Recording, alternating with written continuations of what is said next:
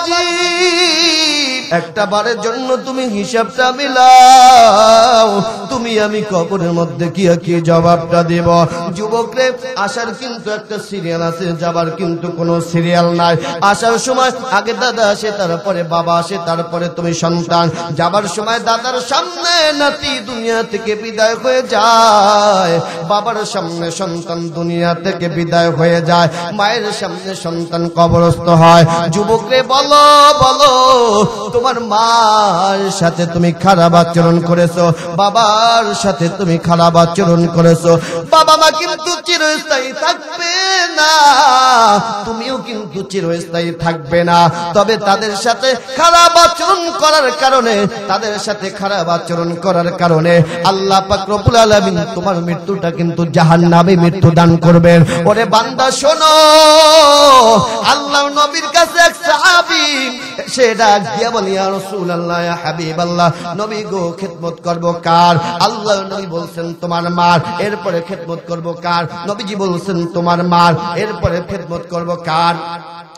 নবীজি বলছেন তোমার মার। এবার সাহাবী নবীর কাছে প্রশ্ন করে, ওগো নবীজি, মায়ের কথা বলেছেন 3 বার, বাবার কথা বলেছেন 1 বার, কারণটা কি বুঝলাম না।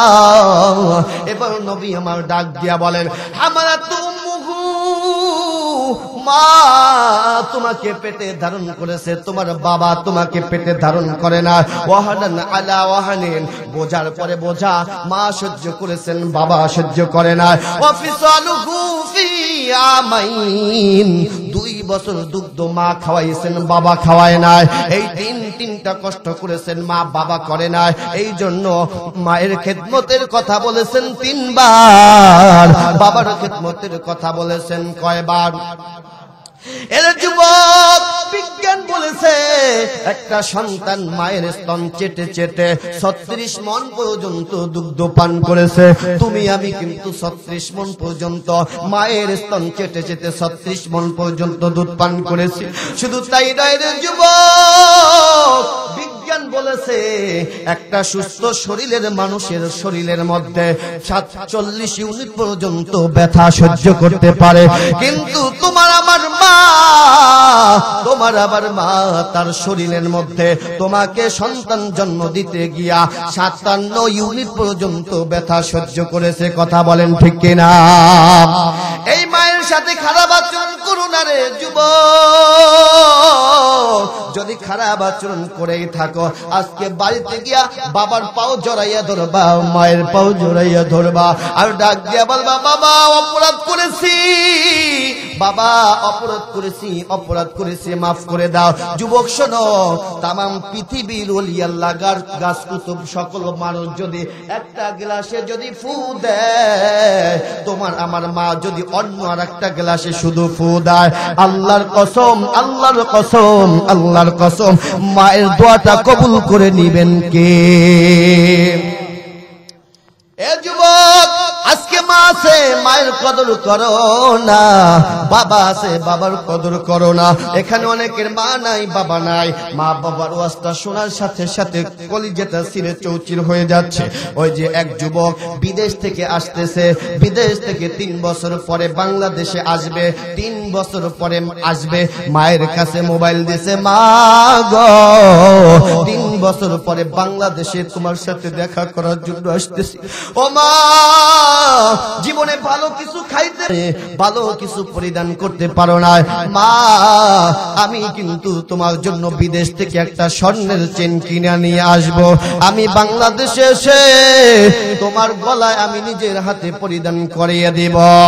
মা দুঃখিনী ডাক দিয়ে বলে, সন্তান, দীর্ঘ 3টা বছর পর্যন্ত তোর কোমলমতি চেহারাটা দেখতে পারি না।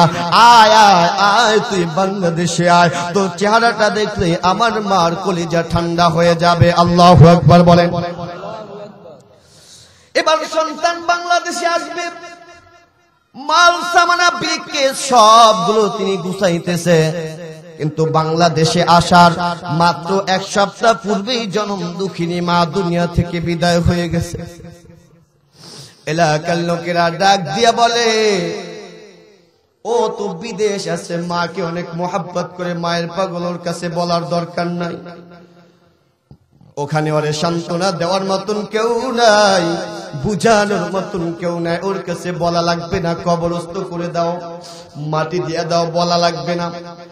বিদেশ থাকা সন্তানের কাছে না বলে বলেই এই মাকে কবরস্থ করে দিছে, মাটি দিয়ে দিছে। এবার সন্তান তো বাংলাদেশে আসবে, মায়ের সাথে কথা বলছে। তখনকার সময় সন্তান ওয়াদা করেছে, মা তুমি কিন্তু এয়ারপোর্টে আমাকে রিসিভ করতে আসবা, আমাকে কিন্তু তুমি এয়ারপোর্টে গাড়ি নিয়ে অপেক্ষায় থাকবা। সন্তান বাংলাদেশে আসলো, এয়ারপোর্টে বিমান ল্যান্ড করার সঙ্গে সঙ্গে মাল সামানা নিয়া এয়ারপোর্টে গেট ক্রস করে সামনে আগাইয়া সামনে তাকায়, কই মায়ের মতন তো কাউরে দেখা যায় না। এবার ডানে তাকায়, কই মায়ের তো দেখা যায় না। বামে তাকায়, কই মায়ের মতন তো কাউরেই দেখা যায় না। বাচ্চারা মুরগি বাচ্চার মতন সন্তান এদিকে তাকায় ওদিকে তাকায়, কই মায়ের তো দেখাই যায় না। হঠাৎ করে তাকাইয়া দেখে বড় ভাই চেহারাটা মলিন করে চোখের পানি ফালাইয়া দিয়া অন্যদিকে চেহারাটা ঘুরাইয়া চোখের পানি ছেড়ে দিয়া কান্না করতেছে। এবার ছোট ভাই ডাক দিয়া বলে, ভাই আমার মা কই, মা কই? মা তো আমাকে আগাইয়া নিয়ে আসার কথা, রিসিভ করার কথা, মায়ের দেখতে পাই না, মা কোথায় আছে, কোন অবস্থায় আছে? এবার বড় ভাই চোখের পানি ছেড়ে দিয়া ডাক দিয়া বলে, মালিক আমি কেমনে বুঝাইব আমার মা দুঃখিনী দুনিয়াতে নাই। এবার ছোট ভাইকে ডাক দিয়ে বলে, বড় ভাই ওর গাড়িতে ওঠ, গাড়িতে চল, বাড়িতে গিয়া মায়ের দেখবি মায় কোন অবস্থায় আছে, কোন হালতে আছে। এবার গাড়িতে উঠেছে, গাড়িতে সামনে চালাইতেছে, আগাইতেছে। হঠাৎ করে ব্রিফকেস থেকে ছোট ভাই একটা স্বর্ণের চেন বের করছে। এবার বড় ভাই দিকে তাকাইয়া ডাক দিয়া বলে, ভাই আমি এই স্বর্ণের চেনটা মার জন্য দিয়ে এসেছি, বাড়িতে গিয়া মায়ের পড়াইব। মা জীবনেও স্বর্ণের কিছু পরিধান করতে পারে না, অভাবে সংসার। আমি বাড়িতে গিয়া নিজের হাতে মায়ের স্বর্ণের চেনটা পড়াইয়া দিব। বড় ভাই একটা চিৎকার মারছে, মালিক আমি কেমনে বুঝাই আমার মা দুঃখিনী দুনিয়াতে নাই। এইভাবে করতে করতে সামনে আগাইতেছে, সামনে আগায়। হঠাৎ করে বাড়ির দরজার সামনে চলে গেছে গাড়িতে। দরজার সামনে তাকাইয়া দেখে শত শত মহিলারা দরজার সামনে দাঁড়াইয়া চোখের পানি ছেড়ে ছেড়ে কান্না করতেছে। একজন মহিলা আর একজন মহিলাকে ধাক্কায় আর ডাক দিয়ে বলতেছে, তোরা দেখে যা মায়ের পাগল আসছে বিদেশ থেকে মায়ের দেখার জন্য। আমরা কেমনে বলি ওর মা দুঃখিনী দুনিয়াতে নাই। এবার সন্তান গাড়ি থেকে নামছে, গাড়ি থেকে নামার পরে সমস্ত মহিলার চেহারার দিকে তাকায়। সমস্ত মহিলারা নাকে মুখে কাপড় দিয়ে কান্না করে, কেউ কোনো কথাই বলে না। ঠোঁট দুইটা থরথর করে কাঁপতেছে, চোখ থেকে ঝর্ণার মতন পানিগুলো বেয়ে বেয়ে পড়ে যাচ্ছে। এবার হঠাৎ করে সন্তান তাকাইয়া দেখে এক কিনারায় দাঁড়াইয়া ফুপু কান্দে। দৌড় দিয়া ফুপুর কাছে গিয়া ডাক দিয়া বলে, ফুপু। সমস্ত মহিলারা নাকে মুখে কাপড় দিয়া কান্না করে, তুমিও কান্দ। আমার আর বুঝতে বাকি নাই, আমার মা দুঃখিনী মনে হয় দুনিয়াতে আর বেঁচে নাই। ফুপু একটা চিৎকার মারছে, সন্তান আয় আয় আয়, তোর মায়ের কোথায় আছে, কোন অবস্থা আছে, আয় চল তোরে দেখাইয়া দে। এবার সন্তানের হাতটা ধরে নিয়ে গেছে বাড়ির দক্ষিণ কিনারায় নিয়ে দূর থেকে ডাক দিয়ে বলতেছে, সন্তান ওই যে নতুন একটা কবর দেখা যায়, ওই নতুন কবরের মধ্যে তোর মা ওখানে শুয়ে গেছে।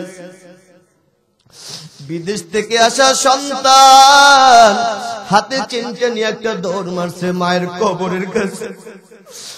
মায়ের কবরের কাছে গিয়া চোখের পানি ছেড়ে দিয়া ডাক দিয়া বলে, মা,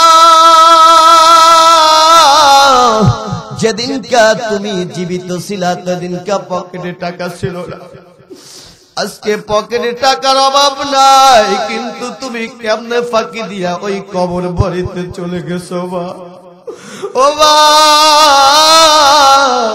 তোমার জন্য একটা স্বর্ণের চেন কিনে নিয়ে আসছি, কার স্বর্ণের চেন পরাইব? 3টা বছর কার জন্য ইনকাম করছি, তুমি দুনিয়া থেকে বিদায় হয়ে যাবা, একটাবারের জন্য আমি সন্তানের কাছে একটু বলে যাইতাম, কোনদিনও একটা নতুন শাড়ি পরিধান করো নাই গো মা। ও মা, ঈদের দিনও তুমি নতুন শাড়ি পরো নাই। সন্তান ডাক দিয়ে বলে, মা, ওই যে চাচি খালা সবাই নতুন নতুন শাড়ি ঈদের দিনে পরিধান করছে, তুমি কেন পুরাতন ছিঁড়া কাপড় পরে পরে ঈদ করো? মা একটা চিৎকার মেরে চোখের পানি ফালাইয়া ডাক দিয়ে বলে, ওরে আমার সন্তান, যেদিনকা তুই বড় হবি, যেদিনকা তুই চাকরি করবি, তোর চাকরির টাকা দিয়ে আমি মা ঈদ করব, নতুন শাড়ি পরিধান করব। এখানে অনেক এমন বাবা আছে ঈদের দিনে নতুন লুঙ্গি পরিধান করে না, নতুন জুতা পরিধান করে না, ছিঁড়া লুঙ্গি 2 জায়গা 1 জায়গা করে তারপরে গিটটা দিয়ে ঈদগাহে যায়, কিন্তু সন্তানের জন্য নতুন জুতা পরিধান করায়, সন্তানের জন্য নতুন একটা প্যান্ট পরিধান করায়, এমনও বাবা এখানে আছে না নাই? আল্লাহ পাক রব্বুল আলামিন কুরআনুল কারীমের মধ্যে জানিয়েছেন, ওয়াকাদা রাব্বুকা আল্লা তা'বুদু ইল্লা ইয়্যাহু ওয়া বিল ওয়ালিদাইনি ইহসানা। আমি আল্লাহ পাক রব্বুল আলামিনের 2টা ফয়সালা, ওনার ফয়সালা, যেই ফয়সালার কোনো রদ বদল হবে না, হেরফের হবে না। কি ফয়সালা? আল্লাহ বলেন, আল্লাহ তা'বুদু ইল্লা ইয়্যাহু, আমি আল্লাহ তাআলার 1 নাম্বার ফয়সালা হচ্ছে, আমি আল্লাহ ব্যতীত কারো ইবাদত, কারো গোলামি, কারো দাসত্ব করা যাবে না। একটু আওয়াজ দিয়ে বলেন তো দেখি, ইবাদত করতে হবে কার? কুরআন জানিয়েছেন, ওমা খালাকাতুল জিন্না ওয়াল ইনসা ইল্লা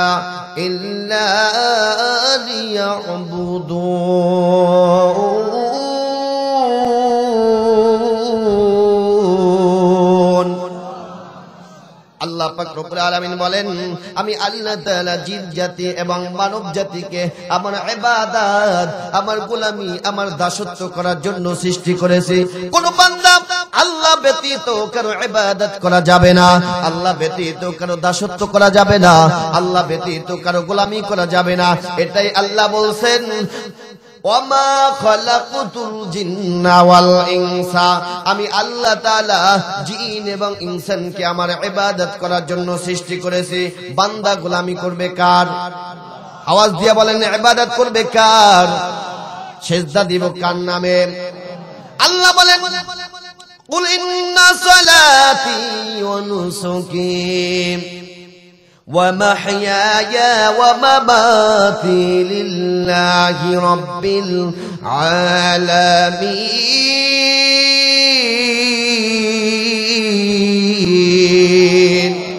বান্দা, তোমার নামাজ, তোমার কুরবানি, তোমার বেঁচে থাকা, তোমার হায়াত মাওয়াত কার জন্য?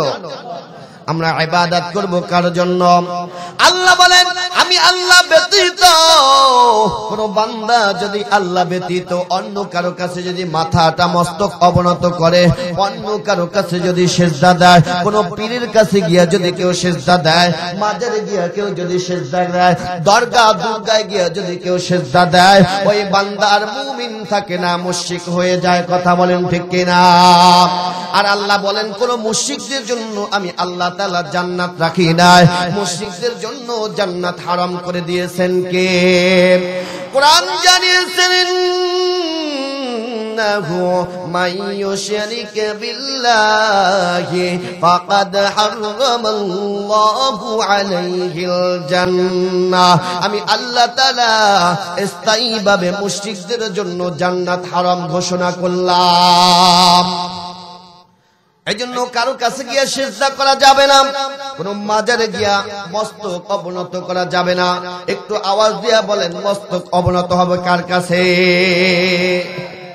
ওই যে আমাদের দেশে কিছু ভণ্ড আছে গান গায়, কয় আল্লাহর দান নবীরে দিয়া, আল্লাহ গেছেন গায়েব হইয়া, নবীর দন খাজারে দিয়া, খাজায় নবী গেছেন খালি হইয়া, খাজায় নবীর ধন পাইয়া বৈশা রয়েছে আজমিরে, কেউ ফিরে না খালি হাতে, বাবার তোর দরবারে আছে না নাই?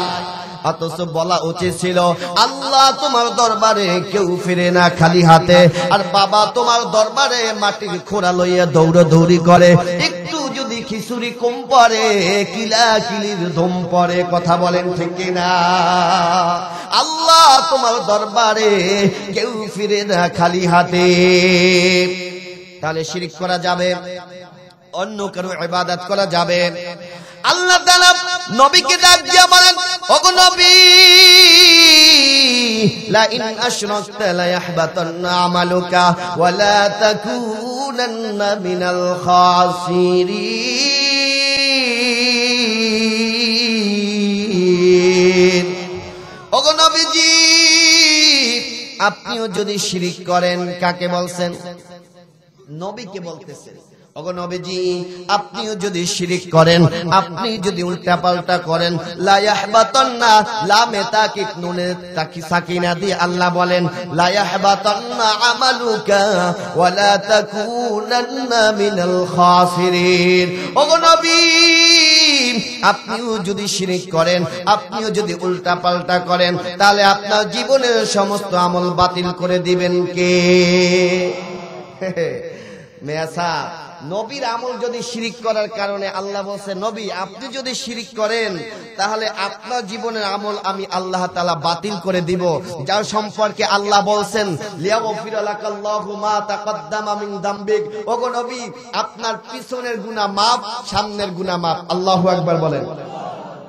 যিনি যদি আকাশের দিকে যদি আঙ্গুলি দিয়া যদি ইশারা করতেন, আকাশের চাঁদ দ্বিখণ্ডিত হয়ে যাইত। সুবহানাল্লাহ বলেন। উম্মতের জন্য যদি হা বলতেন, সেটা কিয়ামত পর্যন্ত জায়েজ হয়ে যাইত।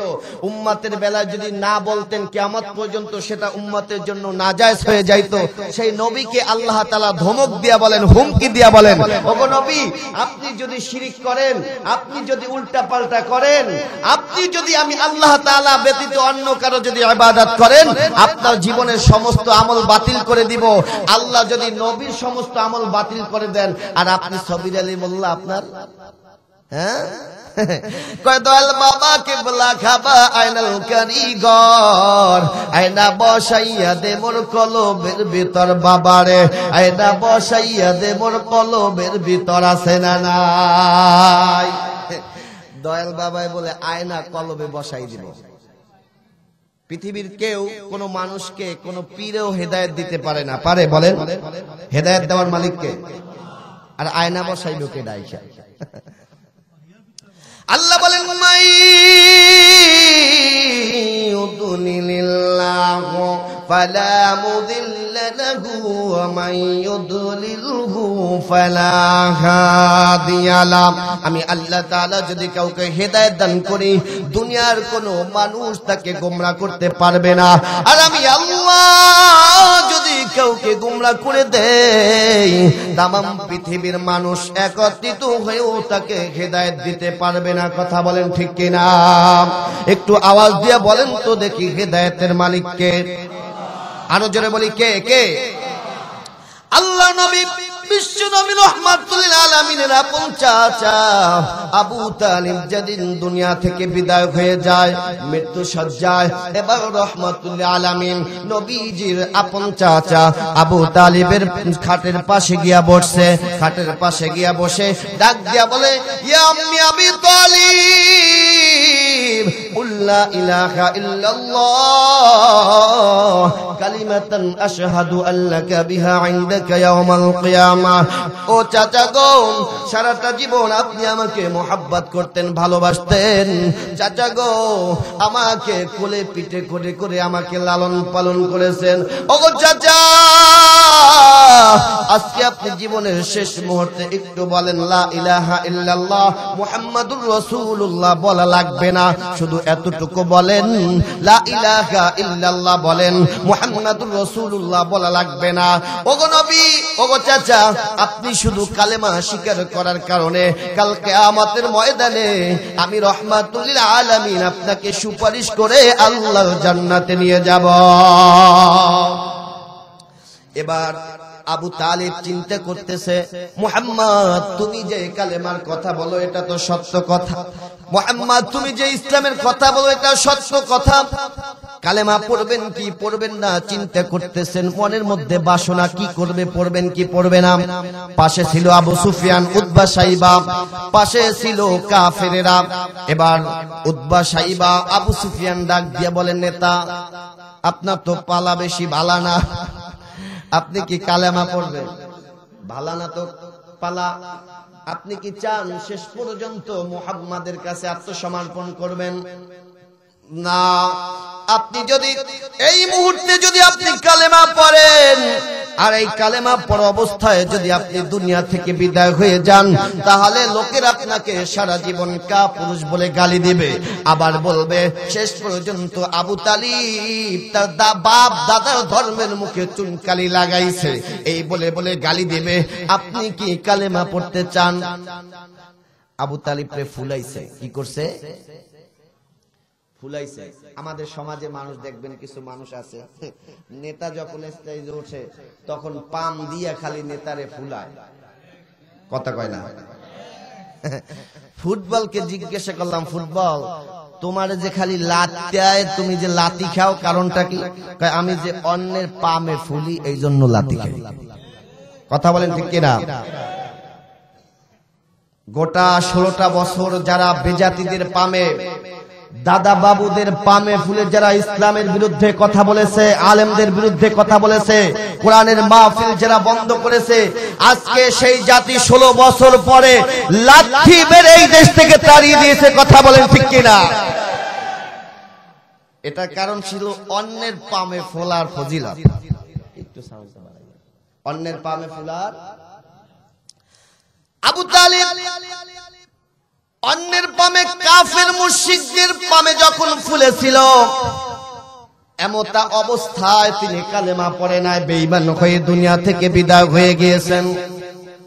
রাহমাতুল লিল আলামিনের মনটা খারাপ হয়ে গেছেন, নবীজির চেহারাটা মলিন হয়ে গিয়েছে, নবীজি কান্না জড়িত চোখ থেকে টল টল টল টল করে পানি পড়তেছে। আল্লাহ পাক রব্বুল আলামিন জিব্রাইলকে ডাক দিয়ে বলেন, জিব্রাইল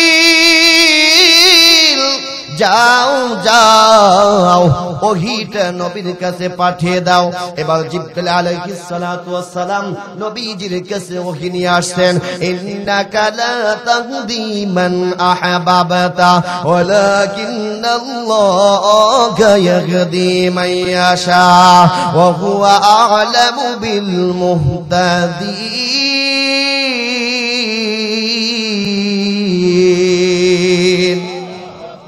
ওগো নবীজি, মন খারাপ করার তো দরকার নাই নবী গো, হেদায়েতের মালিক তো আপনি না, আপনি ইচ্ছা করলে কাউকে হেদায়েত দিতে পারবেন না, আপনার আপন চাচা হইলেও আপনি হেদায়েত দিতে পারবেন না, কেননা হেদায়েতের একচ্ছত্র মালিক কার হাতে? এতে আল্লাহ বলছেন, মাই ইউদলিলিল্লাহু ফালা মুদিল্লা লাহু ওয়া মান ইউদলিলহু ফালা হাদিয়া লা। আল্লাহ যদি কাউকে হেদায়েত দান করে কেউ গোমরাহ করতে পারে না, আর আল্লাহ যদি কাউকে গোমরাহ করে দেয় কেউ তাকে হেদায়েত দিতে পারে না। কথা বলেন ঠিক কিনা? তোমরা যারা গান গাও, দয়াল বাবা কিবলা খাবা আইনাল কারিগর, আয়না বসাইয়া দে মোর কলবের ভিতর, বাবারে আয়না বসাইয়া দে মোর কলবের ভিতর, আছে না নাই? কয় বাবার নাম কি আল্লাহর ছবি আছে তার হাতে মারফতের কলি বক্তে কলব হয় নুরানি করিলে নজর বাবারে বক্তে কলব হয় নুরানি করিলে নজর বাবারে আয়না বসাইয়া দে মোর কলবের ভিতর বাবারে আয়না বসাইয়া দে মোর কলবের ভিতর আছে না নাই আমি বলি দয়াল বাবা ভণ্ড বাবা দেখলে লাগে ডর দয়াল বাবা ভণ্ড বাবা দেখলে লাগে ডর ফেরেশতারা গুরজ মারবে কবরের ভিতর বাবারে ফেরেশতারা গুরজ মারবে কবরের ভিতর কথা বলেন ঠিক কিনা বাবা তোমার এমন গুণী মুত্তা বাবা লয় না রে পানি খালি করে টানা টানি পর্দার ভিতর বাবারে খালি করে টানা টানি পর্দার ভিতর বাবারে ফেরেশতারা গুরজ মারবে কবরের ভিতর বাবারে ফেরেশতারা গুরজ মারবে কবরের ভিতর কথা বলেন ঠিক কিনা এ সমস্ত ভণ্ড পীর আমাদের সমাজে আছে না নাই আরো জোরে বলেন আছে না নাই স্পষ্ট ভাষায় জানিয়ে দিতে চাই আমরা সকলেই জান্নাতে যেতে চাই আর জান্নাতে যাইতে হলে যদি শিরকের বিরুদ্ধে কথা বলা লাগে বেদাতির বিরুদ্ধে যদি কথা বলা লাগে ভণ্ড মাজার পূজারীদের বিরুদ্ধে যদি কথা বলা লাগে খোদার কসম শুধু কথা বলা নয় আন্দোলন নয় জীবনের তাজা রক্ত বিলীন করে দিতে রাজি আছি তারপর কোন বাতিল শক্তির কাছে মাথা নত করতে রাজি নাই কারা কারা রাজি আছে নারায়ে তাকবীর আল্লাহ তাআলা কবুল করুক বলে আমিন তাহলে হেদায়েতের মালিক কে আল্লাহ আরো জোরে বলেন আল্লাহ নবীর হাতেও হেদায়েত নাই নবীর হাতেও হেদায়েত নাই তো সম্মানিত উপস্থিতি তো যেটা বলতেছিলাম আল্লাহ বলছেন ওয়াকাদা রাব্বুকা আল্লা তা'বুদু ইল্লা ইয়্যাহু ওয়া বিল ওয়ালিদাইনি ইহসানা আমি আল্লাহ তাআলার অনার ফয়সালা দুইটা ফয়সালা যেই ফয়সালার কোনো রদ বদল হবে না হেরফের হবে না নড়চড় হবে না কি ফয়সালা এক নাম্বার ফয়সালা হচ্ছে আল্লাহ তা'বুদু ইল্লা ইয়্যাহু আমি আল্লাহ ব্যতীত কারো ইবাদত করা যাবে তাহলে ইবাদত এক নাম্বার আলোচনা থেকে আল্লাহ তাআলার এক নাম্বার ফয়সালা থেকে আজকে জানলাম শুধুমাত্র ইবাদত করতে হবে কার আমরা কি নবীর ইবাদত করি কথা বলেন নবীর ইবাদত করি কার এখন আল্লাহ তাআলাকে জিজ্ঞেস করলাম আল্লাহ তাআলা এক নাম্বার ফয়সালা ইবাদত করতে হবে আল্লাহর কেননা এই পৃথিবীতে যত নবী রাসূল এসেছেন প্রত্যেকটা নবী রাসূলের দাওয়াত ছিল একটা কয়টা ইয়া আইয়ুহান নাসু উবুদু রাব্বাকুমুল্লাযী খালাকাকুম ওয়াল্লাযীনা মিন ক্বাবলিকুম লাআল্লাকুম তাত্তাকুন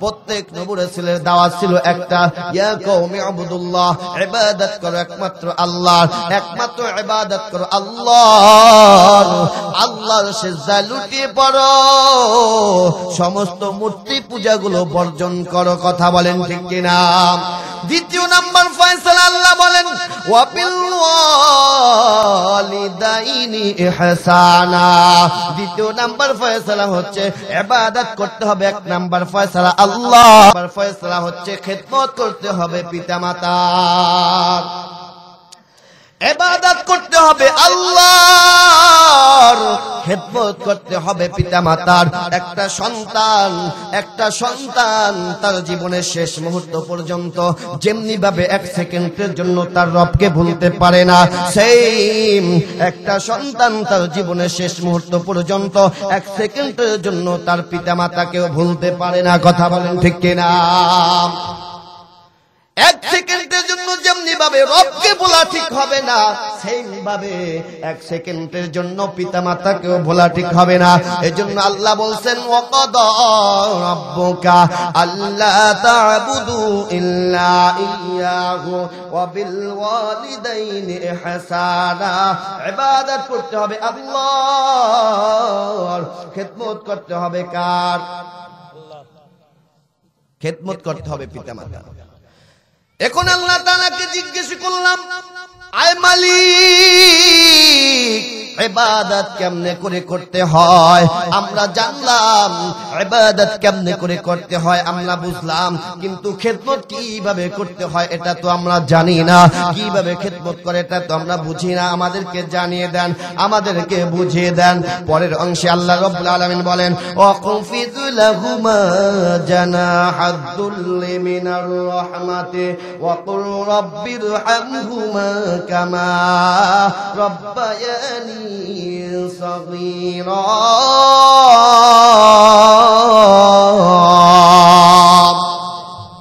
খিদমত করতে হবে পিতামাতার।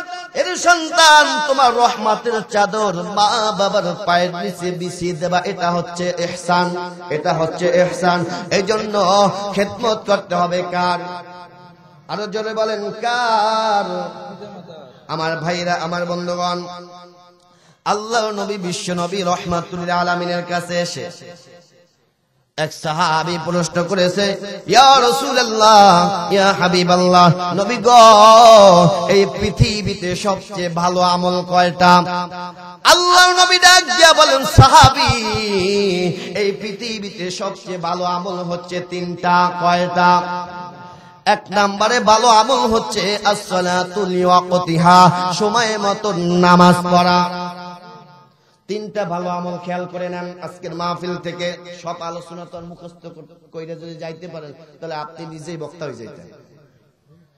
সব তো আর মুখস্থ করে যাইতে পারবেন না, তিনটা মাথায় নিয়ে যায়।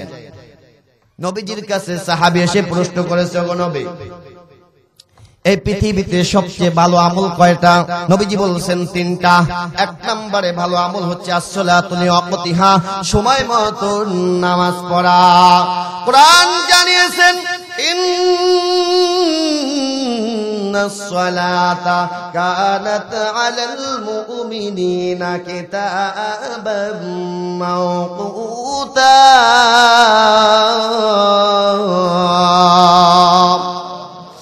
আমি আল্লাহ তাআলা বান্দার জন্য নির্দিষ্ট সময়ের জন্য নামাজকে ফরজ করে দিয়েছি। নির্দিষ্ট সময়ের জন্য নামাজ ফরজ করে দিয়েছেন কে? নির্দিষ্ট সময় বুঝছেন? নির্দিষ্ট সময় হচ্ছে আসরের ওক্তে আসরেই পড়তে হবে, মাগরিবের ওক্তে মাগরিবে পড়তে হবে, জোহরের ওক্তে জোহর পড়তে হবে। ওক্ত চিনে নামাজ পড়া, এটা হচ্ছে ফরজ। আমাদের দেশের কিছু মুরব্বী বাবাজিরা আছে, কয় ধান কাটার ব্যস্ততায় নামাজ পড়তে পারি না, এই জন্য একসাথে 3 ওয়াক্ত, জোহর পড়তে পড়তে গিয়া আসর থাকে, তাড়াতাড়ি একামত দিয়া নামাজ টুকটাক করে সেজদা দেয়। আসর পড়তে পড়তে হায় হায় সূর্য ডুবে ডুবে বাপ তাড়াতাড়ি সেজদা দিয়া মাগরিব শেষ করে। কথা কোন ঠিক কিনা? ওই যে আমি এক জায়গায় বেড়াইতে গেছি, তো বেড়াইতে যাওয়ার পরে তো এক মুরব্বী দেখি রাত্র 12টার সময় গভীর রজনীতে কাতকামাতিস সালাহ কাতকামাতিস সালাহ কাতকামাতিস সালাহ 7-8 বার। তো আমি চিন্তা করলাম যে এই 7-8 বার কাতকামাতিস সালাহ রাত্রবেলা এই 12টার সময় কি কাতকামাতিস সালাহ কি পালা ধরছে না কি বুঝলাম না। এইবার সকালবেলা দাদারে জিজ্ঞাসা করলাম, দাদা এই কাতকামাতিস সালাহ রাত্র 7-8 বার পাইলেন কই? এইবার আরে নাতি কইও না, সারা দিন ধান কাটার ব্যস্ততার কারণে জোহর আসর মাগরিব এগুলো পড়তে পারি না, এই জন্য রাত্র 12টার সময় এক কাতকামাতিস সালাহ দিয়া সব চালাই দিছি। এরকম কিছু নামাজ আছে না নাই? না রে বাবাজি না। আল্লাহ বলছেন, ইন্নাস সালাতা কানাত আলাল মুমিনিনা কিতাবাম মাওকুতা। আমি আল্লাহ তাআলা নির্দিষ্ট সময়ের জন্য নামাজকে ফরজ করে দিয়েছি। হে মুরব্বি বাবাজি, দাড়ি পেকে গেছে, চুল পেকে গেছে, পান খাইতে খাইতে কিন্তু জিহ্বা মোটা হয়ে গেছে, দাঁতও পড়ে গেছে, এখনো পর্যন্ত আপনি নামাজ ধরতে পারেন না, এখনো পর্যন্ত আপনার ইসলাম ধরতে পারেন না, এখনো পর্যন্ত আপনি সঠিকভাবে রোজাও রাখতে পারেন না। আর কয়দিন ওয়াজ শুনবেন? ওয়াজ শুনতে শুনতে 60 বছর পার করে ফেলাইছেন। 60 বছরে যদি আপনি 60টা আমল করতেন, আল্লাহর ওলি হয়ে যাওয়ার কথা। কিন্তু এখনো পর্যন্ত আপনি পর্দা ধরতে পারেন না, যায় বাবাজি, এখনো সুন্দরী নারীর দিকে তাকাইয়ে তাকাইয়া লোলভ দৃষ্টিতে তাকায় আর খালি খেলাইয়া হাসে। আছে না নাই? আমার দূরের তো কথা না, আমার ঠাকুর মল্লিকের এক মুরব্বী বাবা পান খাইতে খাইতে দাঁত পড়ে গেছে। এইবার মহিলাদেরকে দেখা, কলেজে মাইয়ে যায় না, মাইয়াদের দেখা গান গায়। কি গান গায় কইতাম? বলবো? কয় দয়াল বাবা কেবলা না, ওরে টুকটুকির মা, বয়স কিন্তু বেশি না, দাড়িগুলো পাকিয়া গেছে বয়সে। আমি কই কি?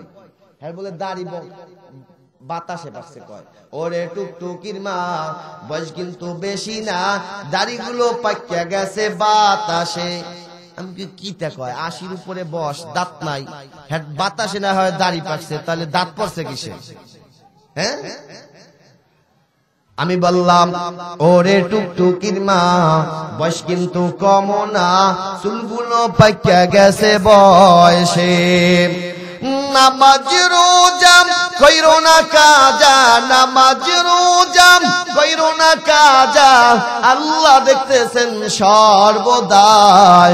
ওরে টুকটুকির মা, বয়স কিন্তু কম না, চুলগুলো পাকিয়া গেছে বয়সে। কথা বলেন ঠিক কিনা?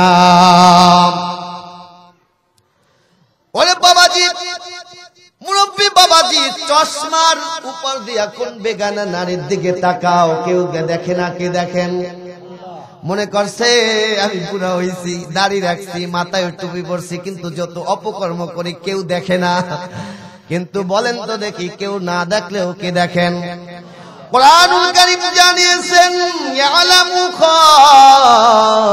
খাইনাতাল আ'য়ুনি ওয়া মা তুখফিস সুদুর ওয়া মা তাসকুতু মিন ওয়ারাকাতিন ইল্লা ইয়ালামুহা ওয়া ইয়ালামু মা ফিল বাররি ওয়াল বাহর। আল্লাহ তাআলা বলেন, বান্দা তোমার চক্ষু কি গোপন করে, অন্তর কি লুকোচুরি খেলে, দুনিয়ার কেউ না জানলেও কে জানেন।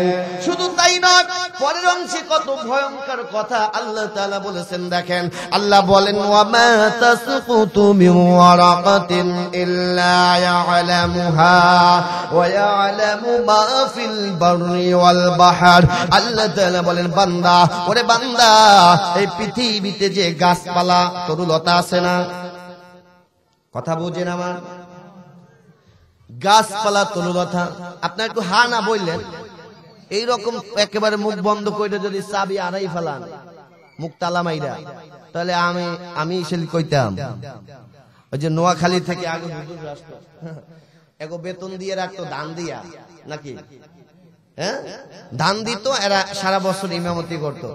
তো এবারে আসরে আজান হয়েছে, আজান হওয়ার পরে নামাজে দাঁড়াইছে, ইমাম সাহেব সামনে গেছে, পিছনে আকামাত দিব করে চতুর্দিকে চায়। আমগো সমাজেও দেখবেন, যখন আকামাতের সুযোগ আসে তখন কিছু মুসল্লি আসে, এরা জানলার পাশে ছেপ ফালাইতে যায়, আছে না? তার মানে আকামাত দিতে পারে না, তাহলে সে শুধু ফাতিহা পড়বো কেমনে?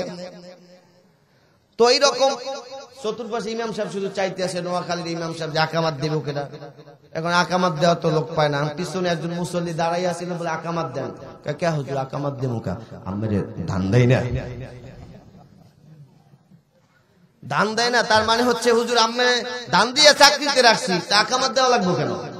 আপনারা মনে করছেন যে হুজুরে ভাড়া করে আনছি ওয়াজ করতে, আমরা আবার হানা কইতাম কিনতে? হ্যাঁ, না। সম্মানিত উপস্থিতি, একটু হা না করলে কি হবে? আমাকে একটু আগাইয়ে দিলেন, আমার একটু সহযোগিতা করলেন। এই যে আমরা যখন হাঁটতেছি না, হাঁটার সময় দেখেন আমরা দুইটা হাত নাড়াই না। এই দুইটা যে হাত নাড়াই, এটার কারণটা কি? আপনি এরকম সোজা হাত রাখে হাঁটেন দিতে পারলে দেখবেন পথে কমে না। হাত নাড়ানোর উদ্দেশ্য হচ্ছে আমি আমার পাওকে সহযোগিতা করি, নাকি? পাকে সহযোগিতা করি, সাহস যোগাই। আর আপনারাও যখন আমার মাহফিলের মধ্যে থেকে মাঝে মধ্যে হা না, সুবহানাল্লাহ, আলহামদুলিল্লাহ আওয়াজ দিবেন, তাহলে আপনারা যে আমার কথাগুলো বুঝেন, এটা আপনাদের কাছ থেকে আমি একটু সাহায্য নিলাম, সহযোগিতা নিলাম, ঠিক কিনা? আওয়াজ দিতে রাজি আছেন তো? দেখি তো ঘুমিয়ে গেছেন কিনা। নারায়ে তাকবীর। আরো জোরে এই আওয়াজ দিয়ে হবে না, উচ্চ আওয়াজ দিয়ে বলতে হবে নারায়ে তাকবীর। সম্মানিত উপস্থিতি, গত 2 বছর পূর্বে মুয়াজ্জিন যখন আজান দেয়, এই আজানকে বন্ধ করার জন্য একজন নাস্তিক মুরতাদ হাইকোর্টে পর্যন্ত রিট করেছে। কথা বলেন ঠিক কিনা? আমার তো সাউন্ডটা বাড়ান ভাই, একেবারে আমার কানে আসে।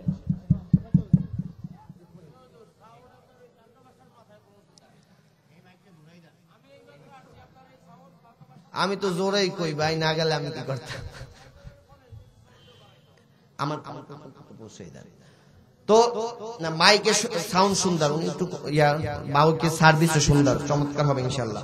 তো সম্মানিত উপস্থিতি, তো তখনকার সময় হাইকোর্টে রিট করেছে, তখনকার সময় আমার মাহফিল ছিল একটা ঢাকার রাজধানীতে। আমি তখনকার সময় ঢাকার রাজনীতিতে বলেছিলাম যে এই দেশের ভিতরে মুয়াজ্জিনের আজানের মাধ্যমে সূর্য উদয় হয়, আবার মুয়াজ্জিনের আজানের মাধ্যমে সূর্য অস্তমিত যায়। কথা বলেন ঠিক কিনা? এই দেশের ভিতরে যখন সন্তান ভূমিষ্ঠ হয়, ডান কানে আজান দেওয়া হয়, বাম কানে আকামাত দেওয়া হয়। সুতরাং এই দেশের মধ্যে থেকে যারা আজানের ধ্বনি বন্ধ করতে চায়, মুয়াজ্জিনের কণ্ঠনালীকে যারা চেপে ধরতে চায়, যারা মুয়াজ্জিনের কণ্ঠ স্তব্ধ করতে চায়, এই সমস্ত নাস্তিক মুরতাদদেরকে বাইতুল মুকাররমের সামনে প্রকাশ্যে জুতা পিটা করতে হবে। কথা বলেন ঠিক কিনা? এজন্য আগে গত 16 বছরেতে আল্লাহু আকবার নারায়ে তাকবীর দিলেই জামাত শিবির হয়ে যেত। এখন কি আপনাদের ভিতরে এরকম ভয়ভীতি আছে নাকি? হ্যাঁ, কোনো ভয় ভীতি রাখেন না, যা আছে কপালে দেখা যাবে সকালে। পৃথিবীর অবস্থা করুণ, বক্তা এসেছে তরুণ। কথা বলেন ঠিক কিনা? সুতরাং ভয় রেখে কোরআনের কথা বলা যাবে না। এখনো যদি কেউ মাহফিলে বাধা দিতে আসে, জুতা পাশে রাখবেন, জুতা পিটা করে স্টেজ থেকে তাড়িয়ে দিতে হবে। কথা বলেন ঠিক কিনা? বিগত দিনে ছাড় দিয়েছি, আর ছাড় দেওয়া যাবে না। কেননা এই দেশের ভিতরে এখন সামনে আলেম ওলামা ঐক্যবদ্ধ হবে, সামনে আলেম ওলামা ঐক্যবদ্ধ হয়ে সামনে আমরা দেখতেছি আগামীর সূর্য কোরআনের সূর্য, আগামীর দেশ কোরআনের দেশ হবে। কথা বলেন ঠিক কিনা? কেননা এই দেশের জনতা, এই দেশের তাওহীদের জনতা, আইয়ুব খানের শাসন, বঙ্গবন্ধুর ভাষণ, জিয়া খেটেছে খাল, এরশাদের নানান তাল, ফখরুদ্দিন মহিউদ্দিন সব ঘোরার দিন দেখা শেষ। আগামীর দেশ টুপিওয়ালাদের দেশ, আগামীর সূর্য টুপিওয়ালাদের সূর্য, আগামীর সূর্য কোরআনের সূর্য। কোন নাস্তিক মুরতাদ আর ক্ষমতার আসলে দেখতে চাই না। কথা বলেন ঠিক কিনা? তো যেটা বলতেছিলাম, এই পৃথিবীতে সবচেয়ে ভালো আমল 3টা। 1 নাম্বার হচ্ছে as-সালাতু লিওয়াক্তিহা, সময় মতো নামাজ পড়া। এবার নবীজির কাছে প্রশ্ন করল, নবী 2য় নাম্বার ভালো আমল কোনটা? আল্লাহর নবী ডাক দিয়া বলেন, সাহাবী 2য় নাম্বার ভালো আমল হচ্ছে বিররুল ওয়ালিদাইন, পিতামাতার খেদমত করা। ও নবীজি 3য় নাম্বার ভালো আমল কোনটা?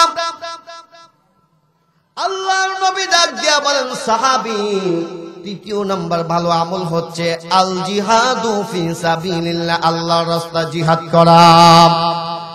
অন্য এক হাদিসের মধ্যে আছে আল্লাহর নবী রাহমাতুল লিল আলামিন বলেছেন, পিতামাতার খেদমত করা জিহাদের চাইতে আরো উত্তম। কেননা আল্লাহর নবীর একজন সাহাবী ওয়াস করনি, নাম শুনেছেন আপনারা? এই ওয়াস করনি আল্লাহর নবীর এত আশিক ছিলেন, আল্লাহর নবীকে এত মুহাব্বত করতেন, ভালোবাসতেন। এই ওয়াস করনি আল্লাহর নবীর কাছে চিঠি লিখেছেন, ওগো নবীজি, আমার মনটা চায় একটাবার আপনাকে দেখার জন্য, আপনাকে দেখে সাহাবী হতে চাই গো নবীজি, আমার মনটা চায় একটাবার আপনাকে দেখার জন্য। আল্লাহর নবী ডাক দিয়ে বলেন, সাহাবী, ওরে পাগলা, আমার সাথে দেখা করার দরকার নাই, আমার সাথে সাক্ষাৎ করার দরকার নাই। ওই যে তোর বাড়িতে তোর মা আছে, তোর মায়ের খেদমত কর। তোর মায়ের খেদমত করলে আল্লাহ খুশি হয়ে যাবে, আল্লাহর রাসূল পর্যন্ত খুশি হয়ে যাবে। রাহমাতুল আলামিন কথা মোতাবেক ওয়াইজ করনি মা বাবার মায়ের খেদমত করেছে, নবীর সাথে সাক্ষাৎ করতে যায় না, আল্লাহর নবীর সাথে দেখা করতে যায় না।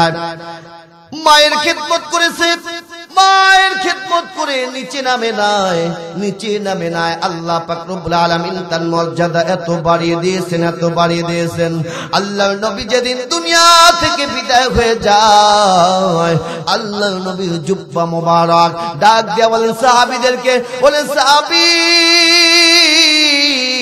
ওই যে একটা পাগলা আছে যে মা বাবার খেদমত করে আল্লাহকে রাজি করেছে, আমার এই জুব্বা মোবারক ওই অস্করণীকে দান করে দিবা।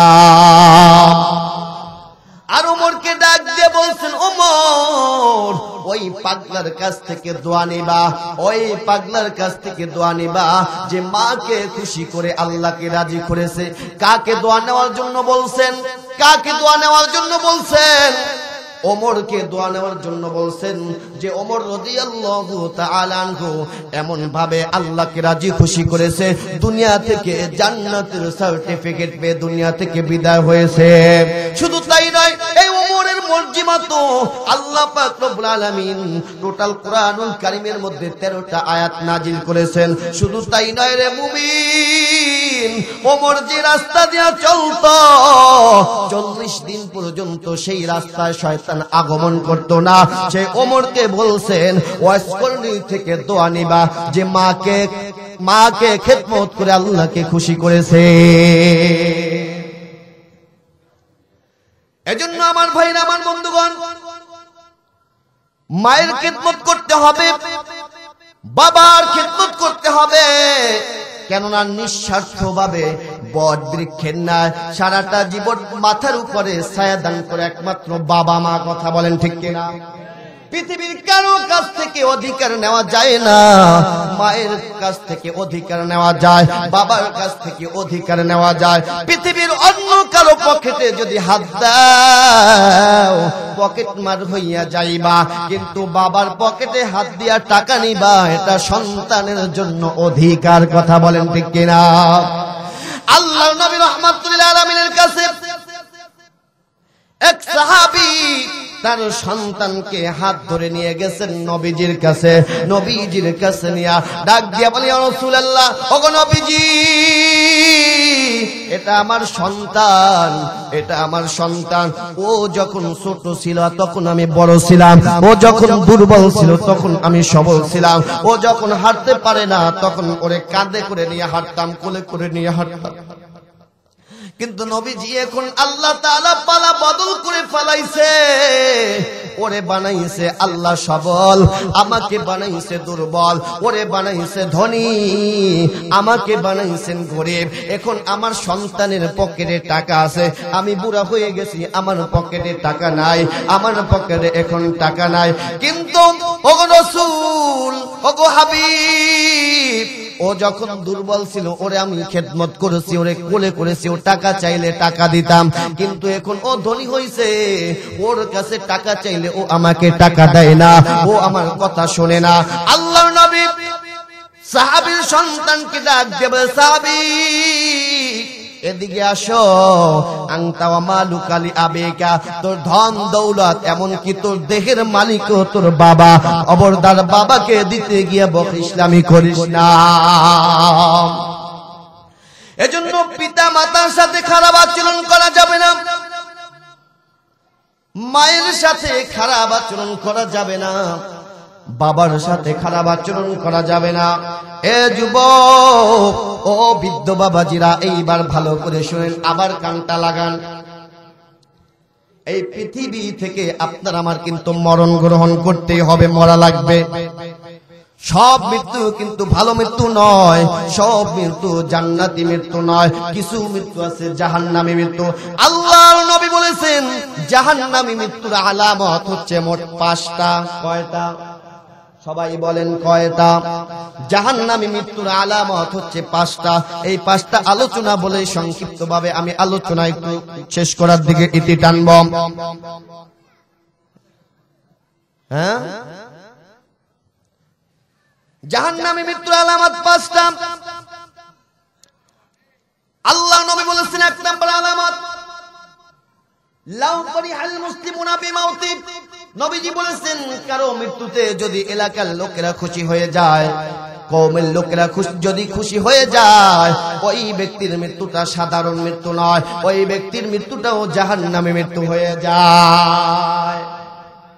সমাজের মধ্যে দেখবেন কিছু লোক যখন মারা যায়, মানুষ শোনার সাথে সাথে ইন্না নিল্লে পড়ে না, বরঞ্চ আরো কয় মরছে ভালো হয়েছে, লেরা গেছে। হ্যাঁ, ওই যে হিয়াল কুত্তা মরছে ভালো গেছে, শয়তান মরছে লেডা গেছে, বালা একটা কমছে, কয় কিনা? এইরকম যদি কারো মৃত্যুতে এলাকার লোকেরা, কওমের লোকেরা যদি বলে, এলাকার লোকেরা যদি খুশি হয়ে যায়, তাহলে বুঝে নিবেন তার মৃত্যুটা ভালো মৃত্যু নয়, ওই ব্যক্তির মৃত্যুটা জাহান্নামী মৃত্যু হয়ে গেছে। দ্বিতীয় নম্বরে জাহান্নামী মৃত্যুর আলামত, দ্বিতীয় নম্বরে আলামত, আল্লাহর নবী বলেছেন, মান কাতালা নাফসান ফি শাইইন উযিবা বিহি ইয়াউমাল কিয়ামা। নবীজি বলেছেন, কেউ যদি আত্মহত্যা করে মারা যায়, আত্মহত্যা করে কেউ যদি সুইসাইড করে যদি কেউ মারা যায়, আল্লাহ নবী বলেছেন ওই ব্যক্তির মৃত্যুটা ভালো মৃত্যু নয়, নবীজি বলেছেন ওই ব্যক্তির মৃত্যুটা জাহান্নামী মৃত্যু হয়ে যায়। আত্মহত্যা মৃত্যু আমাদের সমাজে আছে না নাই? প্রেম কইরা শাক খাইয়া তারপরে দড়ি নিয়ে, ছাগলের দড়ি নিয়ে গলায় দড়ি দেয়, আছে না নাই? আর যার ছাগলের দড়ি নিয়ে গলা দড়ি দিচ্ছে, অর্থ ছাগল ছুটতে, হে বেটা ছাগল বিশ্বাস, এই বেটা যেটা সুইসাইড করছে ওর মা বাবা ওরে বিশ্বাস, কথা কয় না? আমাদের সমাজে প্রেম প্রীতি আছে না নাই? পরকিয়া, হ্যাঁ, পরকিয়া এমন বাড়ছে, হায় হায়, পরকিয়া ছড়াই গেছে। এই জন্য আমি একটা মাঝে মধ্যে একটা গান বলি, বলবো, হায় রে হায় ভাই রে ভাই, এ কেমন যুগ এসেছে, স্বামী সন্তান পর করে মোবাইল আপন করেছে, হায় রে হায় ভাই রে ভাই, এ কেমন যুগ এসেছে। আজকে মিস কল, কালকে ডাইরেক্ট, পরশু দিন পরিচয়, চতুর্দিনে আপা বলে খাড়া হয় দরজায়। স্বামী জিজ্ঞেস করলে বলে, স্বামী জিজ্ঞেস করলে বলে আত্মীয় এসেছে, হায় রে হায় ভাই রে ভাই, এ কেমন যুগ এসেছে। 24 ঘন্টায় নাই রে বিশ্রাম, ফোন বুকের ভিতরে, উদাস উদাস মনটা হারি সংসার করে না রে। বিদেশে পাঠাইয়া স্বামী, বিদেশে পাঠাইয়া স্বামী বন্ধুর সাথে ঘোরে, হায় রে হায় ভাই রে ভাই, এ কেমন যুগ এসেছে, কথা বলেন ঠিক কিনা? এইরকম অবৈধ সম্পর্ক করে যারা নিজের জীবনকে প্রাণনাশ করে, আত্মহত্যা করে, নবীজি বলেছেন তাদের মৃত্যুটা জাহান্নামী মৃত্যু হয়ে যায়। আমার ভাইরা, জাহান্নামী মৃত্যুর তৃতীয় নাম্বার আলামত, আল্লাহর নবী বলেছেন যে ব্যক্তি কবিরা গুনাহ করতে করতে দুনিয়া থেকে বিদায় হয়ে যাবেন, ওই ব্যক্তির মৃত্যুটাও ভালো মৃত্যু নয়, ওই ব্যক্তির মৃত্যুটাও জাহান্নামী মৃত্যু হয়ে যায়। জাহান্নামী মৃত্যুর চতুর্থ নাম্বার আলামত, আল্লাহর নবী বলেছেন, আত-তাআফিল লিসান ফি লা ইলাহা ইল্লাল্লাহ। নবীজি বলেছেন যেই ব্যক্তির মৃত্যুর সময় কালেমা নসিব হবে না, কালেমাটা মুখে বেজে যায়, কালেমা পড়তে পারে না, মুখে বেজে যায়, বুঝে নিবেন ওই ব্যক্তির মৃত্যুটাও সাধারণ মৃত্যু না, ওই ব্যক্তির মৃত্যুটাও ভালো মৃত্যু নয়, ওই ব্যক্তির মৃত্যুটাও জাহান্নামী মৃত্যু হয়ে যায়। কয় নাম্বার বলতেছিলাম? 4 নাম্বার। এবার শুনেন 5 নাম্বার জাহান্নামী মৃত্যুর আলামত। আল্লাহর নবী বলেছেন, ফি সাখাতিল ওয়ালিদাইন, যেই ব্যক্তির বাবা মার অসন্তুষ্ট অবস্থায় মারা যায়, ওই ব্যক্তির মৃত্যুটাও জাহান্নামী মৃত্যু হয়ে যায়। এর যুবক, ও বৃদ্ধ বাবাজি, এই জীবনটা কিন্তু বেশি দিনের নয়, অল্প কয়েকদিনের জীবন। আজ আছো, আগামীকাল তুমি দুনিয়া থেকে বিদায় নিলে তোমার আমার 24 ঘন্টা হয়ে যাবে। যুবকরে, আজকের মাহফিল যদি তোমার আমার জীবনের শেষ মাহফিল হয়, আজকের এই মোনাজাত যদি তোমার আমার জীবনের শেষ মোনাজাত হয়, আজকের এই মাহফিলটা যদি তোমার আমার জীবনের শেষ মাহফিল হয়, একটা বারের জন্য তুমি হিসাবটা মিলাও, তুমি আমি কবরের মধ্যে কি জবাব জবাবটা দেব। যুবকরে আসার কিন্তু একটা সিরিয়াল আছে, যাবার কিন্তু কোনো সিরিয়াল নাই। আসার সময় আগে দাদা আসে, তারপরে বাবা আসে, তারপরে তুমি সন্তান। যাবার সময় দাদার সামনে নাতি দুনিয়া থেকে বিদায় হয়ে যায়, বাবার সামনে সন্তান দুনিয়া থেকে বিদায় হয়ে যায়, মায়ের সামনে সন্তান কবরস্থ হয়। যুবকরে বলো বলো, তোমার মার সাথে তুমি খারাপ আচরণ করেছো, বাবার সাথে তুমি খারাপ আচরণ করেছো। বাবা মা কিন্তু চিরস্থায়ী থাকবে না, তুমিও কিন্তু চিরস্থায়ী থাকবে না। তবে তাদের সাথে খারাপ আচরণ করার কারণে, তাদের সাথে খারাপ আচরণ করার কারণে আল্লাহ পাক রব্বুল আলামিন তোমার মৃত্যুটা কিন্তু জাহান্নামে মৃত্যু দান করবেন। ওরে বান্দা শোনো, আল্লাহর নবীর কাছে এক সাহাবী সে ডাক দিয়া বলি, ইয়া রাসূলুল্লাহ, ইয়া হাবিবাল্লাহ, নবী গো খেদমত করব কার? আল্লাহর নবী বলছেন তোমার মার। এরপরে খেদমত করব কার? নবীজি বলছেন তোমার মার। এরপরে খেদমত করব কার? নবীজি বলছেন তোমার মার। এবার সাহাবী নবীর কাছে প্রশ্ন করে, ওগো নবীজি, মায়ের কথা বলেছেন 3 বার, বাবার কথা বলেছেন 1 বার, কারণটা কি বুঝলাম না। এবার নবী আমার ডাক দিয়া বলেন, আমারা তো মা তোমাকে পেটে ধারণ করেছে, তোমার বাবা তোমাকে পেটে ধারণ করে না। ওয়াহানান আলা ওয়াহানিন, বোঝার পরে বোঝা মা সহ্য করেছেন, বাবা সহ্য করে না। ওয়াফিসালুহু ফি আমাইন, 2 বছর দুগ্ধ মা খাওয়াইছেন, বাবা খাওয়ায় না। এই তিনটা কষ্ট করেছেন, মা বাবা করে না। এই জন্য মায়ের খেদমতের কথা বলেছেন 3 বার, বাবার খেদমতের কথা বলেছেন কয়বার? এর যুবক, বিজ্ঞান বলেছে একটা সন্তান মায়ের স্তন চেটে চেটে 36 মণ পর্যন্ত দুগ্ধ পান করেছে। তুমি আমি কিন্তু 36 মণ পর্যন্ত মায়ের স্তন চেটে চেটে 36 মণ পর্যন্ত দুধ পান করেছি। শুধু তাই নয় রে যুবক, বিজ্ঞান বলেছে একটা সুস্থ শরীরের মানুষের শরীরের মধ্যে 47 ইউনিট পর্যন্ত ব্যথা সহ্য করতে পারে। কিন্তু তোমার আমার মা, তোমার আবার মা তার শরীরের মধ্যে তোমাকে সন্তান জন্ম দিতে গিয়া 57 ইউনিট পর্যন্ত ব্যথা সহ্য করেছে। কথা বলেন ঠিক কিনা? এই মায়ের সাথে খারাপ আচরণ করো না রে যুবক। যদি খারাপ আচরণ করেই থাকো, আজকে বাড়িতে গিয়া বাবার পাও জড়াইয়া ধরবা, মায়ের পাও জড়াইয়া ধরবা, আর ডাক দিয়া বলবা, বাবা অপরাধ করেছি, বাবা অপরাধ করেছি, মাফ করে দাও। যুবক শোনো, তামাম পৃথিবীর ওলি আল্লাহ গাছ কুতুব সকল মানুষ যদি একটা গ্লাসে যদি ফু দেয়, তোমার আমার মা যদি অন্য আর একটা গ্লাসে শুধু ফু দেয়, আল্লাহর কসম, আল্লাহর কসম, আল্লাহর কসম, মায়ের দোয়াটা কবুল করে নিবেন কে? এ যুবক, আজকে মা আছে, মায়ের কদর করো না। বাবা আছে, বাবার কদর করো না। এখানে অনেকের মা নাই, বাবা নাই। মা বাবার ওয়াজটা শোনার সাথে সাথে কলিজাটা ছিঁড়ে চৌচির হয়ে যাচ্ছে। ওই যে এক যুবক বিদেশ থেকে আসতেছে, বিদেশ থেকে 3 বছর পরে বাংলাদেশে আসবে, 3 বছর পরে আসবে, মায়ের কাছে মোবাইল দিছে, মা গো 3 বছর পরে বাংলাদেশে তোমার সাথে দেখা করার জন্য আসতেছি। ও মা, জীবনে ভালো কিছু খাইতে, ভালো কিছু পরিধান করতে পারো না। মা, আমি কিন্তু তোমার জন্য বিদেশ থেকে একটা স্বর্ণের চেন কিনে নিয়ে আসব। আমি বাংলাদেশে এসে তোমার গলায় আমি নিজের হাতে পরিধান করিয়ে দেব। মা দুঃখিনী ডাক দিয়ে বলে, সন্তান, দীর্ঘ 3টা বছর পর্যন্ত তোর কোমলমতি চেহারাটা দেখতে পারি না। আয় আয় আয়, তুই বাংলাদেশে আয়, তোর চেহারাটা দেখলে আমার মার কলিজা ঠান্ডা হয়ে যাবে। আল্লাহু আকবার বলেন।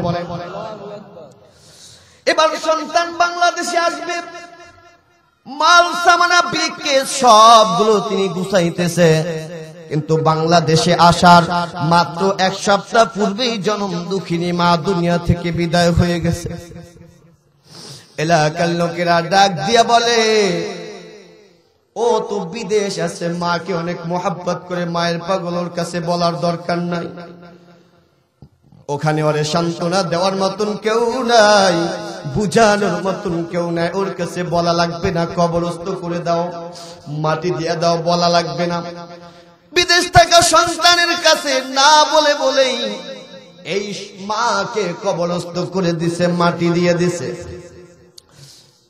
এবার সন্তান তো বাংলাদেশে আসবে, মায়ের সাথে কথা বলছে।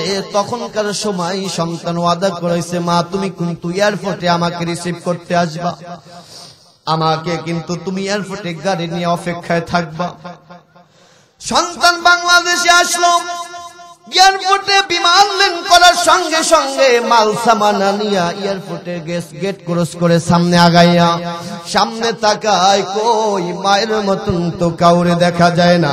এবার ডানে তাকায়, কই মায়ের তো দেখা যায় না। বামে তাকায়, কই মায়ের মতন তো কাউরেই দেখা যায় না। বাচ্চারা মুরগি বাচ্চার মতন সন্তান এদিকে তাকায় ওদিকে তাকায়, কই মায়ের তো দেখাই যায় না। হঠাৎ করে তাকাইয়া দেখে বড় ভাই চেহারাটা মলিন করে চোখের পানি ফালাইয়া দিয়া অন্যদিকে চেহারাটা ঘুরাইয়া চোখের পানি ছেড়ে দিয়া কান্না করতেছে। এবার ছোট ভাই ডাক দিয়া বলে, ভাই আমার মা কই, মা কই, মা তো আমাকে আগাইয়া নিয়ে আসার কথা, রিসিভ করার কথা, মায়ের দেখতে পাই না, মা কোথায় আছে, কোন অবস্থা আছে। এবার বড় ভাই চোখের পানি ছেড়ে দিয়া ডাক দিয়ে বলে, মালিক আমি কেমনে বুঝাইব আমার মা দুঃখিনী দুনিয়াতে নাই। এবার ছোট ভাইকে ডাক দিয়ে বলে, বড় ভাই ওর গাড়িতে ওঠ, গাড়িতে চল, বাড়িতে গিয়া মায়ের দেখবি মায় কোন অবস্থায় আছে, কোন হালতে আছে। এবার গাড়িতে উঠেছে, গাড়িতে সামনে চালাইতেছে, আগাইতেছে। হঠাৎ করে ব্রিফকেস থেকে ছোট ভাই একটা স্বর্ণের চেন বের করছে। এবার বড় ভাই দিকে তাকাইয়া ডাক দিয়া বলে, ভাই আমি এই স্বর্ণের চেনটা মার জন্য দিয়ে এসেছি, বাড়িতে গিয়া মায়ের পড়াইব। মা জীবনেও স্বর্ণের কিছু পরিধান করতে পারে না, অভাবে সংসার। আমি বাড়িতে গিয়া নিজের হাতে মায়ের স্বর্ণের চেনটা পড়াইয়া দিব। বড় ভাই একটা চিৎকার মারছে, মালিক আমি কেমনে বুঝাই আমার মা দুঃখিনী দুনিয়াতে নাই। এইভাবে করতে করতে সামনে আগাইতেছে, সামনে আগায়। হঠাৎ করে বাড়ির দরজার সামনে চলে গেছে গাড়িতে। দরজার সামনে তাকাইয়া দেখে শত শত মহিলারা দরজার সামনে দাঁড়াইয়া চোখের পানি ছেড়ে ছেড়ে কান্না করতেছে। একজন মহিলা আর একজন মহিলাকে ধাক্কায় আর ডাক দিয়ে বলতেছে, তোরা দেখে যা, মায়ের পাগল আসছে বিদেশ থেকে মায়ের দেখার জন্য। আমরা কেমনে বলি ওর মা দুঃখিনী দুনিয়াতে নাই। এবার সন্তান গাড়ি থেকে নামছে, গাড়ি থেকে নামার পরে সমস্ত মহিলার চেহারার দিকে তাকায়। সমস্ত মহিলারা নাকে মুখে কাপড় দিয়ে কান্না করে, কেউ কোনো কথাই বলে না। ঠোঁট দুইটা থরথর করে কাঁপতেছে, চোখ থেকে ঝর্ণার মতন পানিগুলো বেয়ে বেয়ে পড়ে যাচ্ছে। এবার হঠাৎ করে সন্তান তাকাইয়া দেখে এক কিনারায় দাঁড়াইয়া ফুপু কান্দে। দৌড় দিয়া ফুপুর কাছে গিয়া ডাক দিয়া বলে, ফুপু।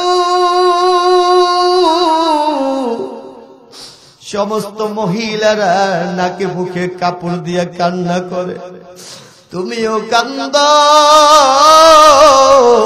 আমার আর বুঝতে বাকি নাই, আমার মা দুঃখিনী মনে হয় দুনিয়াতে আর বেঁচে নাই। ফুপু একটা চিৎকার মারছে, সন্তান আয় আয় আয়, তোর মায় কোথায় আছে, কোন অবস্থায় আছে, আয় চল তোরে দেখাইয়া দে। এবার সন্তানের হাতটা ধরে নিয়ে গেছে বাড়ির দক্ষিণ কিনারায় নিয়ে দূর থেকে ডাক দিয়ে বলতেছে, সন্তান ওই যে নতুন একটা কবর দেখা যায়, ওই নতুন কবরের মধ্যে তোর মা ওখানে শুয়ে গেছে। বিদেশ থেকে আসা সন্তান হাতে চিনটা নিয়ে একটা দৌড় মারছে মায়ের কবরের কাছে। মায়ের কবরের কাছে গিয়া চোখের পানি ছেড়ে দিয়া ডাক দিয়া বলে, মা, যেদিনকা তুমি জীবিত ছিলা সেদিনকা পকেটে টাকা ছিল না, আজকে পকেটে টাকার অভাব নাই, কিন্তু তুমি কেমনে ফাঁকি দিয়া ওই কবর বাড়িতে চলে গেছো মা। ও মা, তোমার জন্য একটা স্বর্ণের চেন কিনে নিয়ে আসছি, কার স্বর্ণের চেন পরাইব? 3টা বছর কার জন্য ইনকাম করছি, তুমি দুনিয়া থেকে বিদায় হয়ে যাবা, একটাবারের জন্য আমি সন্তানের কাছে একটু বলে যাইতাম, কোনদিনও একটা নতুন শাড়ি পরিধান করো নাই গো মা। ও মা, ঈদের দিনও তুমি নতুন শাড়ি পরো নাই। সন্তান ডাক দিয়ে বলে, মা, ওই যে চাচি খালা সবাই নতুন নতুন শাড়ি ঈদের দিনে পরিধান করছে, তুমি কেন পুরাতন ছিঁড়া কাপড় পরে পরে ঈদ করো? মা একটা চিৎকার মেরে চোখের পানি ফালাইয়া ডাক দিয়ে বলে, ওরে আমার সন্তান, যেদিনকা তুই বড় হবি, যেদিনকা তুই চাকরি করবি, তোর চাকরির টাকা দিয়ে আমি মা ঈদ করব, নতুন শাড়ি পরিধান করব।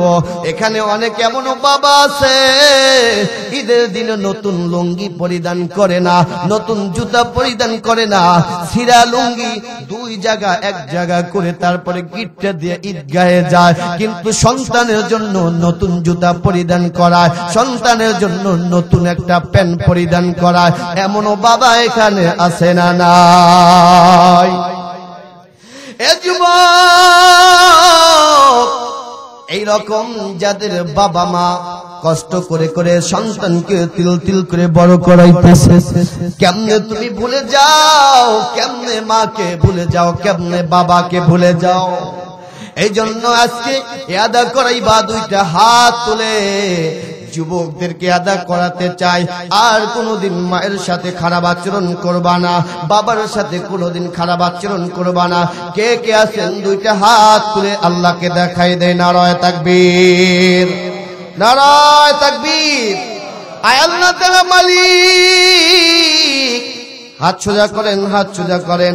আল্লাহ তাআলা যেই বান্দারা 2টা হাত সোজা করে মা বাবার সাথে খারাপ আচরণ করবে না ওয়াদা করতেছে, আল্লাহ তাআলা তাদের ওয়াদাকে তুমি কবুল করে নাও। আল্লাহ মা বাবার খিদমত করার তৌফিক দান করে দাও। সকলে বলে আমিন।